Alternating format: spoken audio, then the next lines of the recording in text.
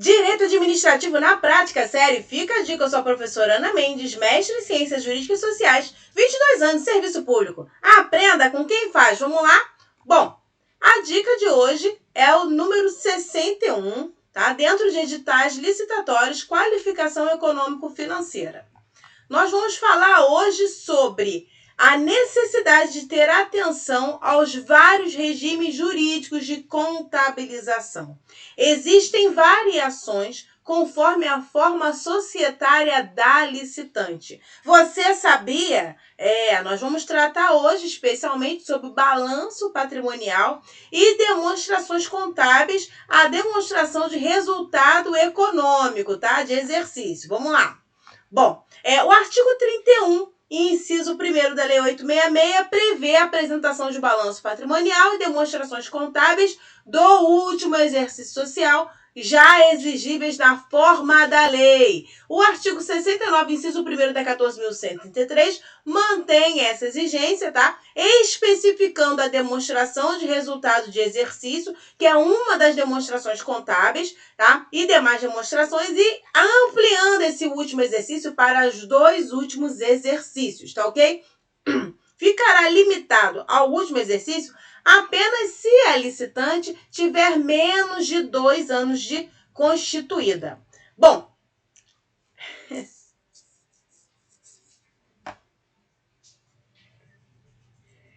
o artigo 69, inciso 1º da 14.133, ele replica essa exigência, nós já vimos isso. Balanço patrimonial e demonstrações contábeis. Mas ele destaca a demonstração de resultado de exercício, né, exercício financeiro, e amplia esse lapso do último exercício social para os dois últimos exercícios sociais, a não ser que a licitante tenha menos de 2 anos de constituída. Bom, especificamente sobre essas exigências da qualificação econômico-financeira, nós temos aqui que a contabilidade e a forma de elaboração dessas demonstrações, elas podem variar conforme a forma societária que a licitante possua, tá? Isso vai afetar a apuração dos resultados e a confecção dos balanços e das demonstrações contábeis. É o que nós vamos ver aqui agora.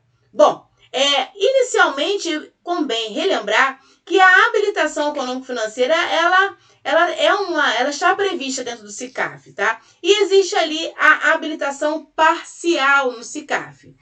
Essa habilitação parcial, ela corresponde exatamente ao inciso 1º e ao inciso 2º, tanto da 866 quanto da 14.133. Nós temos aí um sistema migrando de uma norma para outra, tá? Bom, então assim, o inciso 1º, ele vai trazer o balanço patrimonial e as demonstrações, tá? E a 14.133 amplia do último exercício para os dois últimos exercícios sociais. Então, nós tivemos agora um comunicado 6/2023, avisando que o SICAF já poderá receber balanços de exercícios anteriores, né? Ou seja, a contar de 1º de julho desse ano, já seria possível que as licitantes consigam cadastrar os dois últimos exercícios sociais para atender essa exigência da 14.133, tá? A segunda fase da habilitação parcial da qualificação econômico-financeira no SICAF se refere ao inciso 2º, que são as certidões de falência e concordata, tá? Pessoa jurídica ou de execução patrimonial para licitações que permitirem a participação de pessoa física. Bom, feito esse adendo, vamos voltar aqui para o nosso objetivo. Começo destacando o quê? A regra geral está no 1179 e seguintes do Código Civil de 2002, tá? Escrituração contábil e lavratura de balanço patrimonial e resultados econômicos anuais, tá ok? Todo ano, as sociedades que participarem da licitação, né, elas precisam ter a escrituração contábil correta e lavrar o balanço patrimonial e o resultado econômico ao término daquele exercício social que normalmente coincide com o ano civil, tá? Bom, tá lá, o empresário e a sociedade de empresários são obrigados a seguir um sistema de contabilidade com base na escrituração uniforme de seus livros, em correspondência com a documentação respectiva, e levantar anualmente o balanço patrimonial e o de resultado econômico. Então, inicialmente, nós temos aqui a possibilidade, de fato, né, de chegar no dia seguinte ao encerramento do exercício e ter essa documentação pronta. Então, assim, na literatura, nós vamos identificar que 30 dias seriam suficientes para confeccionar, né, o balanço patrimonial e o resultado econômico anual do exercício. Essa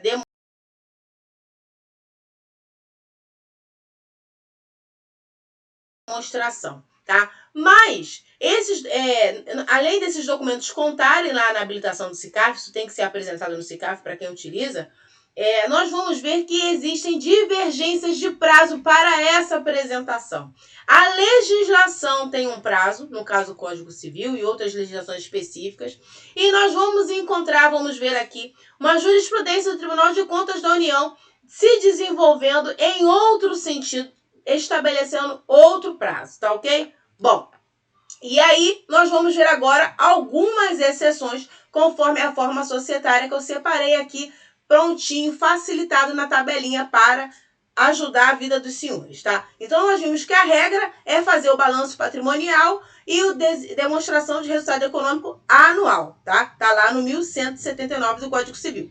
Primeira exceção a destacar: sociedades anônimas, tá? Lei 6.404 de 76. As sociedades anônimas, elas têm um prazo de 4 meses após o fim do exercício social para submeter as suas demonstrações em Assembleia Geral para aprovação, tá? E a prova dessa aprovação é com o arquivamento na junta comercial. Além disso, a lei exige a publicação dessa aprovação, dessa demonstração de resultado econômico, para que se dê conhecimento a terceiros, tá ok? Bom, em termos de licitações, não será possível exigir balanço patrimonial e resultado econômico anual dentro desses 4 meses após o exercício social. Ou seja, a licitante vai apresentar esses documentos do exercício financeiro anterior ainda, não desse que fechou em dezembro, tá? A lei não impõe a publicação e o arquivamento na junta, no mesmo dia. Tá? Então, nós temos entendimentos do TCU, eu cito ali o acordo 472 de 2016, um outro ali de 2017, a lei não impõe que tenha que arquivar no mesmo dia. Então, a administração pública tem que aceitar, tá, a apresentação desses documentos. Se exigir também o comprovante do arquivamento na junta comercial, pode ser que, diante de uma representação do Tribunal de Contas, tá, que isso seja entendido como uma formalidade excessiva por parte, por exemplo, do pregoeiro, tá? Bom, então nesse prazo, as demonstrações elas vão se referir ao exercício anterior, né? Seria, em vez de ser o último exercício, ao penúltimo exercício. Bom, segunda exceção: normas aplicáveis a companhias abertas. Tá? Também lá na Lei 6.404 de 76. Essas companhias abertas, ela tem algumas regrinhas específicas. Dentre elas, as demonstrações financeiras observarão as normas da Comissão de Valores Mobiliários. Tá? Então, ela tem outras regras que precisam ser observadas. Além disso, elas têm que ter auditores independentes registrados na Comissão de Valores Mobiliários e elas devem seguir padrões internacionais de escrituração de contabilidade, ou seja, regras mais rígidas do que as sociedades nacionais, tá? Então, presta atenção no que vai ser apresentado em termos de documentação, abre a legislação e dá uma lida para ver sobre o que é que nós estamos falando em concreto. Bom, temos ainda uma terceira exceção, que são normas específicas para as chamadas sociedades de grande porte, sejam elas por ações ou não, tá? E o artigo 248 da Lei 6.404 tem regras específicas para essas sociedades, tá? Então tá lá, ó, no balanço patrimonial da companhia ou mesmo grupo, os investimentos serão avaliados pelo método da equivalência patrimonial, conforme regras ali criadas sobre. E aí vem uma série de parágrafos trazendo essas regras. Em resumo, para a gente ter uma noção do que tem ali. Se você quiser, você tem que ir lá e dar uma lida, porque é muita coisa. O valor do patrimônio líquido da coligada ou da controlada, como é que se calcula? O prazo para o balanço da coligada ou da controlada. O valor do investimento no patrimônio líquido tem que seguir uma porcentagem de participação no capital da coligada ou da controlada, tá? Tem regras sobre o que pode ser registrado como resultado do exercício, que não pode, como computar cada parte do custo de aquisição, os saldos de crédito da companhia contra as coligadas e controladas, tá? A sociedade coligada deve fornecer à companhia o balanço, o balancete para verificação e uma série de outras especificações, porque na verdade nós estamos falando de um grupo econômico, tá? E dependendo de como se faça essa contabilidade, pode ser mascarado ou manipulado o resultado econômico do exercício financeiro que está apresentado na demonstração, tá? Então tem uma série de regrinhas ali para serem observadas. Mas o que é sociedade de grande porte, tá? Então, aqui no quadrinho, lá no final, na observação, a própria legislação especifica: sociedade ou conjunto de sociedades sob o controle comum com ativo no exercício social anterior acima de 240 milhões ou receita bruta anual acima de 300 milhões, tá? Então, se o resultado do exercício econômico alcançar esses patamares da sua licitante, elas deverão observar essas regrinhas do artigo 248 aí da Lei 6.404, alterada em 2009. Tem mais exceção, vamos lá. Bom, sociedades limitadas. Sociedades limitadas é uma coisa muito comum, né? Elas participam muito da licitação. Então, não é uma coisa distante da realidade da administração pública. Ela tem um regime especial previsto no artigo 1065 e no 1071, inciso 1º do Código Civil. As sociedades limitadas possuem um prazo de 4 meses após o fim do exercício social para que o seu balanço patrimonial e resultado econômico, né, ao término de cada exercício, seja aprovado pelos sócios, tá? Então, há uma aproximação do regime da sociedade limitada com as SAs, tá?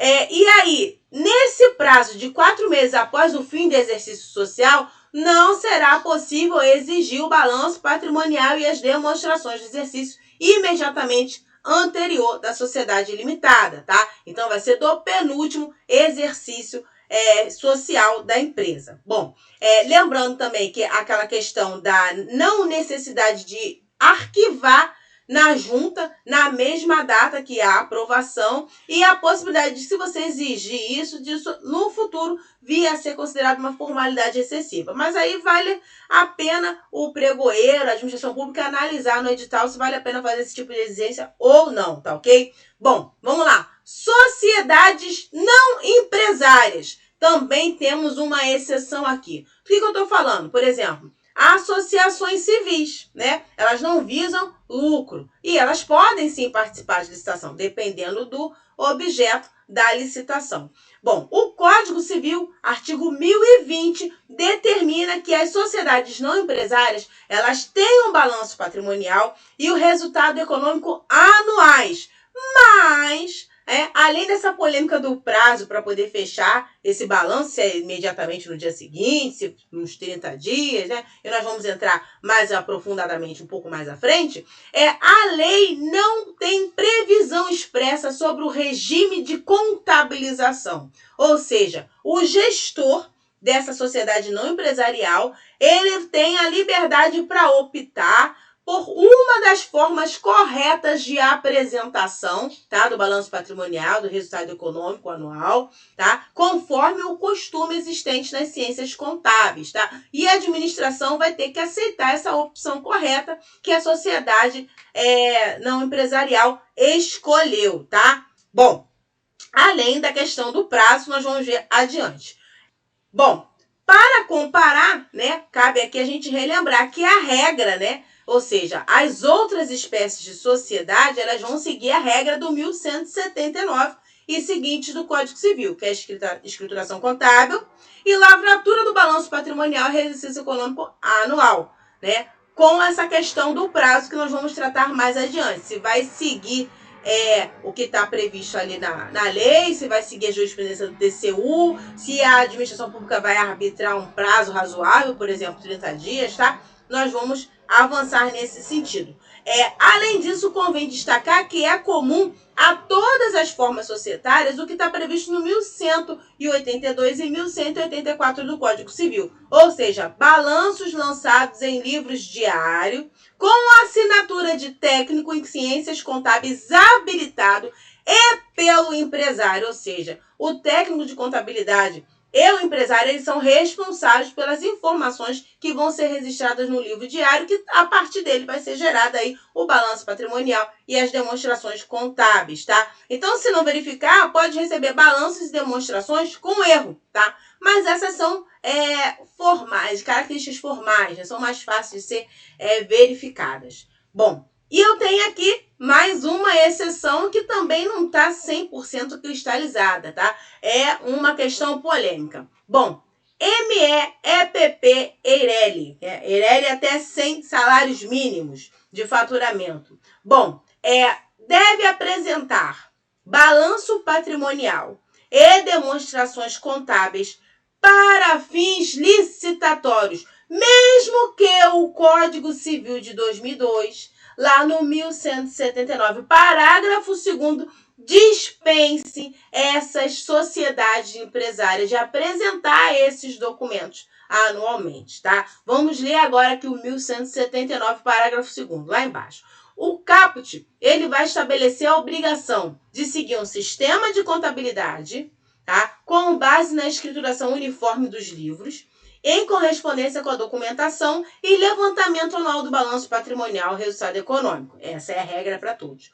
Mas lá no parágrafo 2º está lá, é dispensado das exigências desse artigo o pequeno empresário, a que se refere o 970. No 970 está lá que a lei assegurará tratamento favorecido, diferenciado e simplificado ao empresário rural e ao pequeno empresário, quanto à inscrição e aos efeitos daí decorrentes, tá ok? Bom, então a lei civil, ela prevê um tratamento diferenciado. Nós vamos ver aí a lei complementar 123 de 2006, trazendo esse tratamento, essa situação simplificada. Mas para fins de licitação, tá, o estabelecimento da qualificação econômico-financeira reflete a complexidade de um objeto que a administração pública tem necessidade. Então, a MEEPP Eireli, que quiser participar dessa licitação, tem que demonstrar que ela tem capacidade econômico-financeira para atender esse objeto.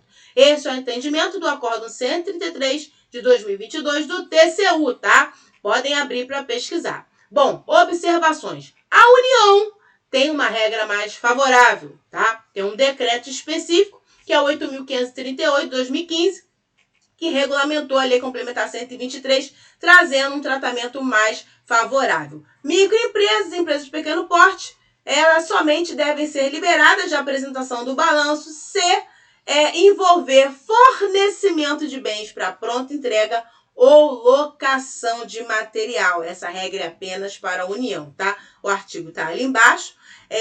E também isso está reconhecido no Acórdão 5.221 de 2006, do Tribunal de Contas da União. Lembrando que a ata de registro de preço não é considerada pronta entrega, tá? Então, se a licitação na União for para um sistema de registro de preço, essa exceção ela não será aplicável, pelo menos conforme está previsto lá no SICAF, o entendimento na União. Bom, vamos lá. Microempresário individual. O microempresário individual também é uma categoria, né, do 960, que é o pequeno empresário, certo? Por que eu trabalhei ele de forma diferenciada? A princípio, tá? Ele teria o mesmo tratamento da MEEPP da Eireli. Teria que apresentar balanço patrimonial e demonstrações contábeis para fins licitatórios, mesmo o Código Civil liberando, tá? Só que, né, vamos para o direito administrativo na prática, né? Vamos ver os casos em concreto. O SICAF não exige essa documentação do MEI para fins licitatórios, tá? Então, se for participar de uma licitação na União, tá? E for utilizar o SICAF, né, para poder substituir a documentação de habilitação e qualificação econômico-financeira, o MEI ele acaba sendo beneficiado, porque não é exigido dele essa documentação.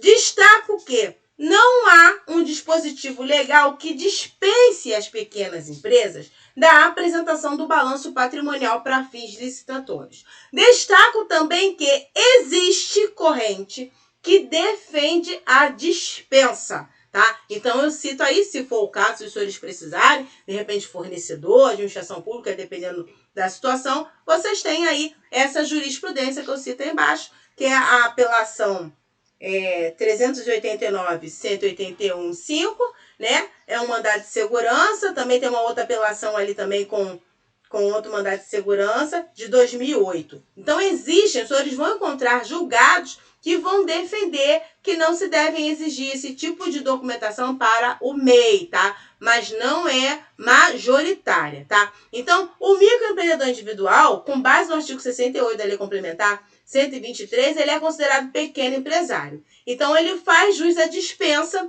de balanço patrimonial e demonstrações contábeis em observância ao parágrafo 2º do Código Civil, tá ok? Mas, para fins de licitação, depende do que o edital exigir. Esse é o entendimento principal. Então, vale a pena estar em dia com a escrituração contábil, com as demonstrações de resultado econômico, prontinhas o quanto antes para a apresentação das licitações por parte dos pequenos empresários, para evitar o risco de inabilitação, tá ok? Bom, prazo para finalizar o balanço e a demonstração de resultado econômico do exercício anterior. Vamos lá, agora eu vou falar só sobre esse prazo.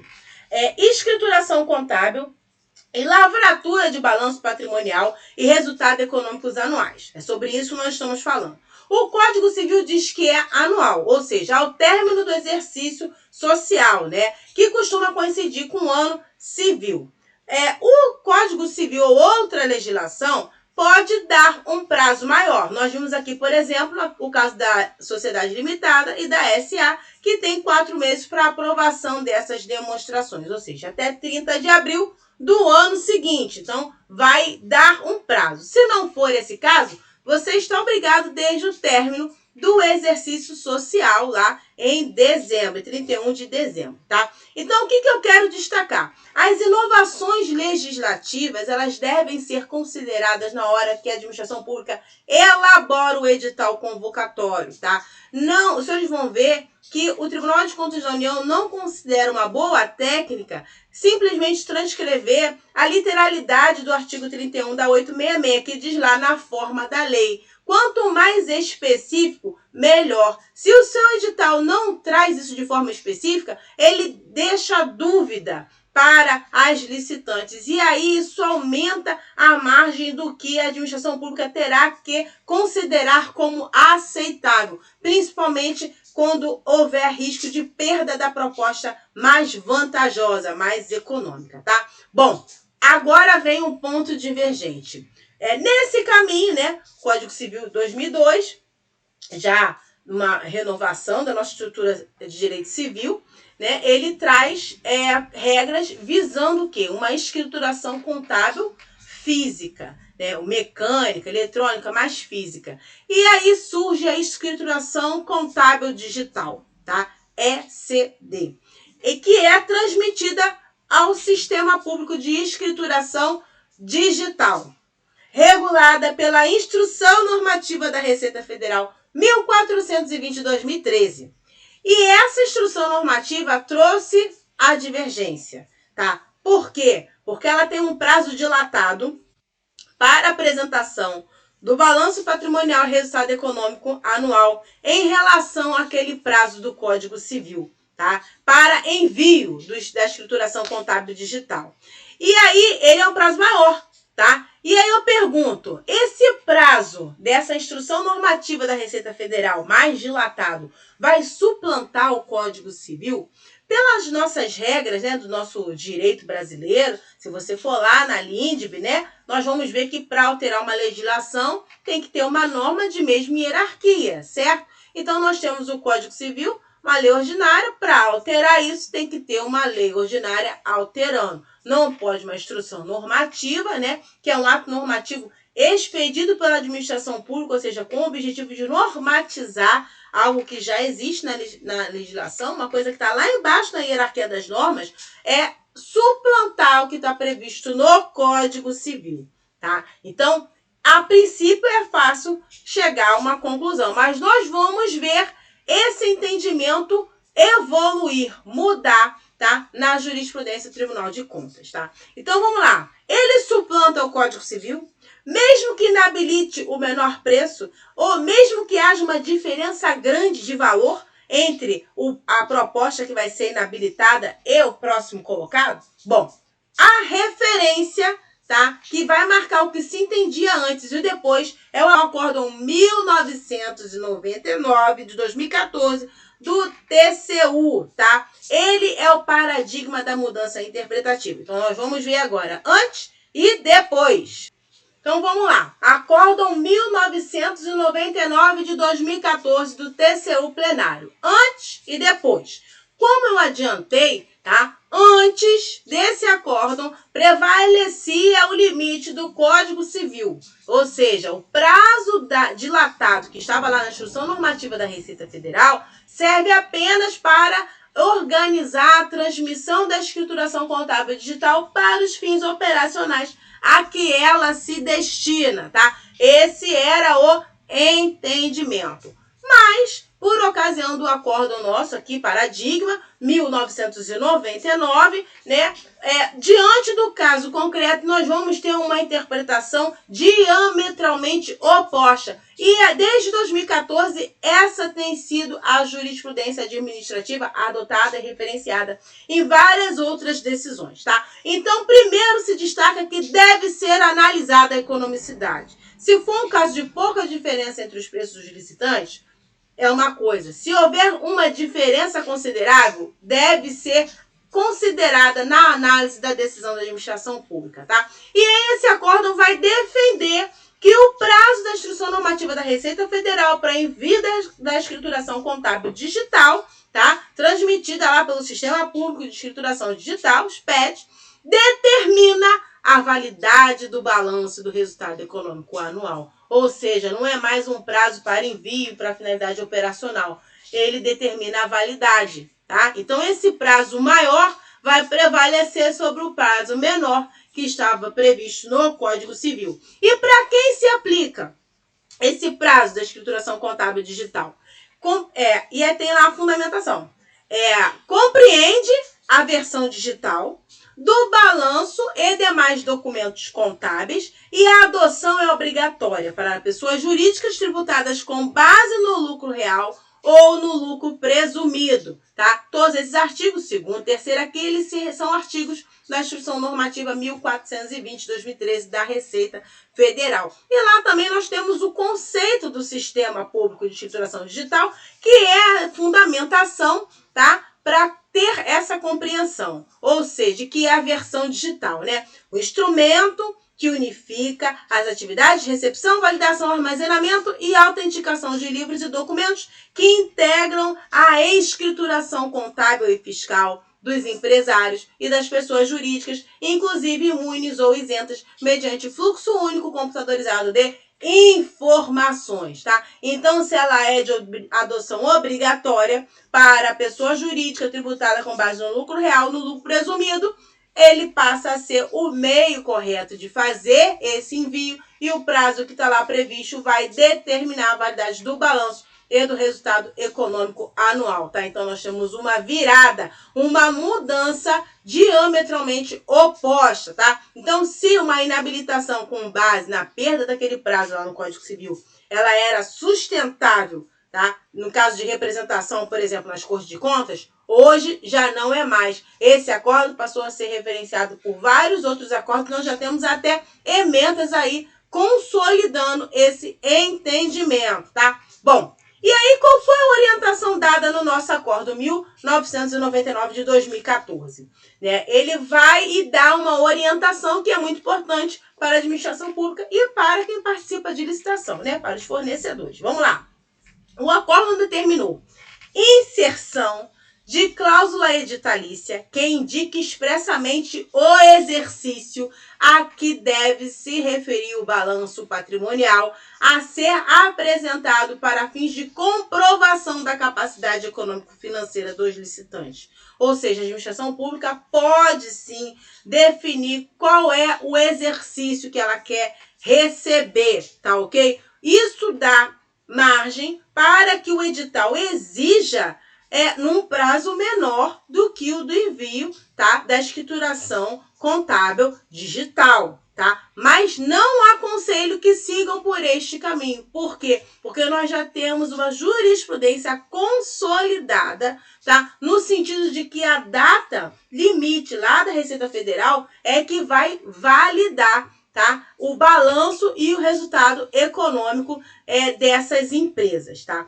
Se não houver cláusula no edital que especifique o exercício, aí não tem mais dúvida, tá? Vai ser o prazo limite da norma da Receita Federal, tá? Então, vamos lá.